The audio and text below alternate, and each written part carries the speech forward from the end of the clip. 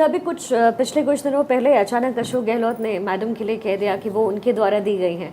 अब इस पर बहस छिड़ गई। जाहिर तौर पर उन्होंने खुलेआम चुनौती भी दी कि इस पे, इस गारंटी पे बहस कर सकते हैं। माजरा क्या है, आप इस पर कोई कमेंट करना चाहें? नहीं, कुछ नहीं। देखो, अशोक गहलोत और मैडम के रिश्ते भी अनबूझ पहेली हैं। एक गुगली है एक तरह से। फिर वो आप कहते हैं लाइक मीटिंग और टू लाइक माइंडेड पीपल जो है, उस समय जो आला कमान से संघर्ष कर रहे थे अशोक गहलोत, मैडम आला कमान से अपने संघर्ष कर रही थी। तो उस दौरान जो है दो लाइक माइंडेड लोगों की दोस्ती हुई होगी, विचारधारा हुई होगी, कुछ आपस में अंडरस्टैंडिंग बनी होगी, वेवलेंथ हुआ होगा। तो आम इम्प्रेशन ये है।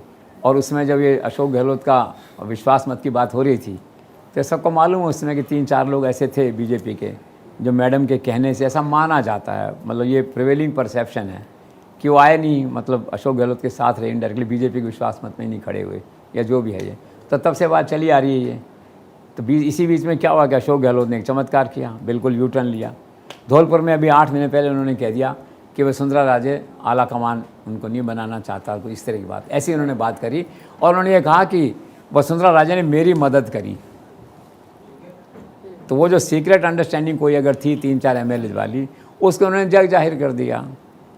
धक्का लगा मैडम को, ये क्या हुआ? अशोक गहलोत तो बहुत सीरियस आदमी हैं, पेट में अपनी बात रखते हैं।